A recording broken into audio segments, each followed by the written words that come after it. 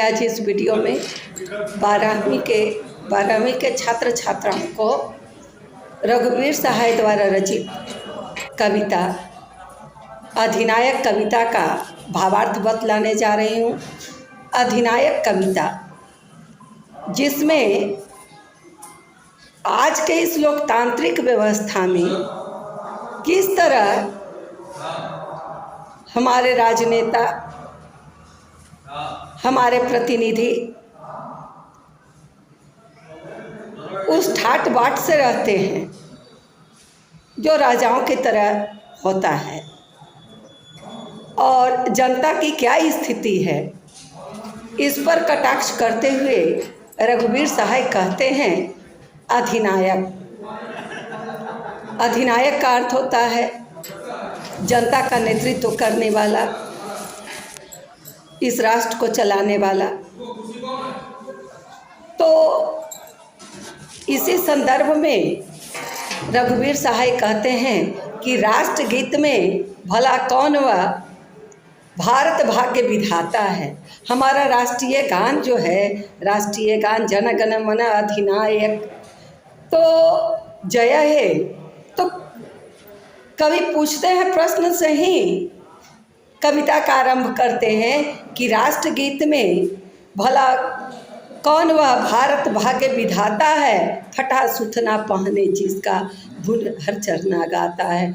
तो वह हमारे देश का प्रतिनिधित्व करने वाले हमारे शासक वह कौन है, जिनका कवि कहते हैं कि वह भारत भाग्य विधाता वह कौन है। राष्ट्रगीत में वह भारत भाग्य विधाता कौन है जिसकी जयकार होती है, और फटा सुथना पहने जिसका गुण हर चरना गाता है। फटा ढीला ढाला पैंट पहने हुए, कपड़ा पहने हुए फटा और ढील ढाल, वह हर चरना एक निम्न वर्ग का बालक है जो गा रहा है राष्ट्रीय गान।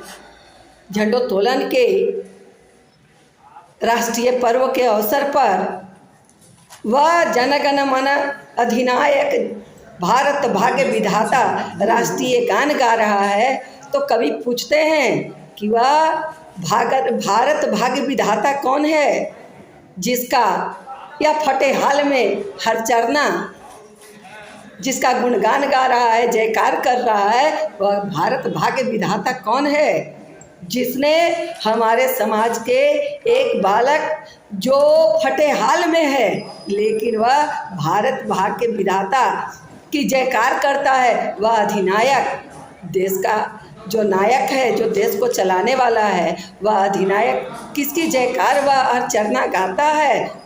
कौन सा अधिनायक है? तो कवि कटाक्षपूर्ण कहते हैं कि मखमल टमटम बल्लम तुरही पगड़ी छत्र चमर के साथ, जैसे राजे महाराजा मखमल और टमटम पर सवार होकर और भाला और बर्छी के तलवार के साथ आते थे और तुरही बजाया जाता था उनके आने पर। तो वही ठाट बाट से वह अधिनायक हमारे देश के शासक हैं। और पगड़ी छत्र चमर के साथ, जो माथे पर पगड़ी बांधे हुए हैं, तो कैसे मखमल टमटम से आकर मखमल पर बैठने वाले और टमटम पर चलने वाले बल्लम, तो राजे महाराजाओं के तरह अस्त्र शस्त्र लेकर भाले और बर्छी लेकर चलने वाले, और तुरही जिनके लिए बजाया जा रहा है पगड़ी छत्र चमर के साथ, जो पगड़ी बांधे हुए हैं राजे महाराजाओं के ठाट बाट हैं, और बल चमर के साथ, और उन्हें चमर हिलाया जा रहा है। तोप छुड़ाकर ढोल बजाकर, तोप छुड़ाकर ढोल बजाकर जय जयकार कौन कराता है, जय जय कौन कराता है। तो ढोल बजाए जाते हैं जैसे राजे महाराजों के आगमन पर होता है, तोप छोड़ाए जाते हैं और जय जयकार किए जाते हैं। तो वह भारत भाग्य विधाता कौन है? पूरब पश्चिम से आते हैं नंगे बूचे नर कंकाल। कवि कहते हैं कि पूरब पश्चिम जिधर से देखिए तो हमारे बच्चे कैसे हैं? नर कंकाल हैं। नर कंकाल क्यों हैं? नर कंकाल का अर्थ है कि मात्र नर का ढांचा बच गया है, मांस सूखा हुआ है। तो ऐसे नर कंकाल पूरब और पश्चिम से आ रहे हैं, और वह भी कैसे? नंगे बूचे, जिन्हें न खाने को मिल रहा है और नहीं वस्त्र मिल रहा है। सिंहासन पर बैठा उनके तमके कौन लगाता है। और सिंहासन पर बैठकर ऐसे शासकों को तमके मेडल दिए जाते हैं। अरे उन्हें तो सजा देनी चाहिए जिन्हें पूरे देश की जिम्मेदारी दी गई है, और उनके शासन में हमारे बच्चे ऐसे हैं जिन्हें न तो खाने को मिल रहा है और न ही वस्त्र मिल रहा है ढंग से पहनने को। तो और वैसे शासकों को, ऐसे देश के नेतृत्व करने वाले लोगों को क्या लगाए जा रहे हैं? तो तमके मेडल दिए जा रहे हैं।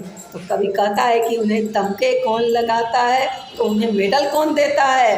कौन कौन कौन है वह जनगण मन अधिनायक, वह महाबली? तो कवि कहते हैं कि वह कौन कौन है? जनगण मन, वह अधिनायक, वह महाबली। तो वह अधिनायक आज हमारे कौन है? तो महाबली हैं, बाहुबली हैं। डरा हुआ मन बेमन जिसका बाजा रोज बजाता है।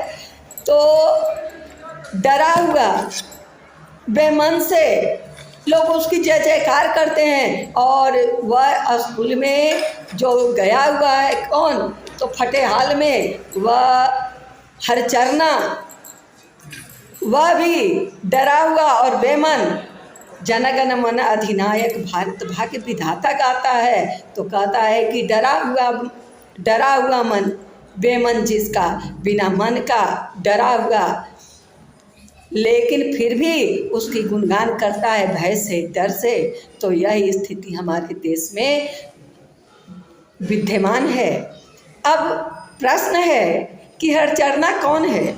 हरचरना स्कूल जाने वाला एक बालक है। उसकी क्या पहचान है?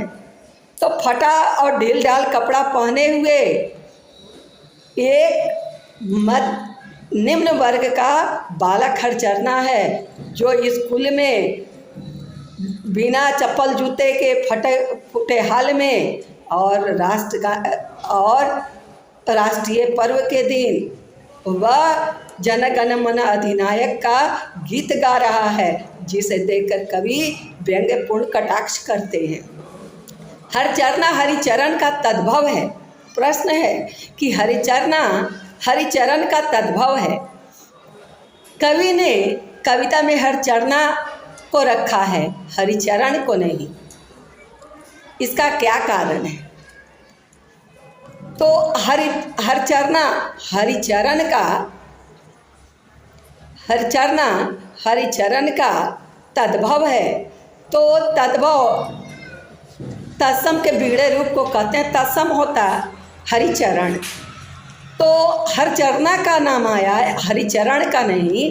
कारण क्या है कि हरचरना एक तद्भव शब्द है, यानी तत्सम का बिगड़ा रूप, यानी हरिचरण का बिगड़ा रूप हरचरना है।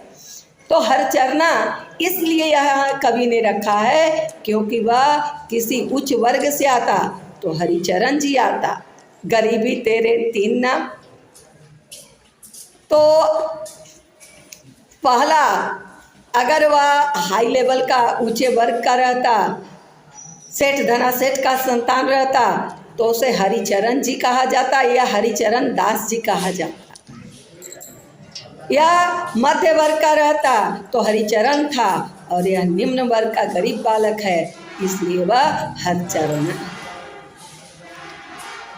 हरिचरण। अब अधिनायक कौन है? तो इस देश को चलाने वाला सत्ताधारी अधिनायक हैं। जो उनकी पहचान क्या है?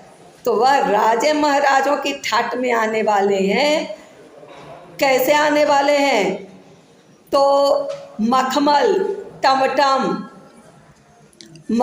टमटम बल्लम और तुरही के साथ पगड़ी और माथे पर पगड़ी और चमक के साथ आते हैं।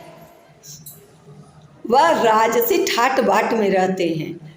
अरे जिन शासकों पर पूरे देश की जिम्मेदारी है, वह शासक अपने ऐशो आराम में लिप्त हो जाते हैं।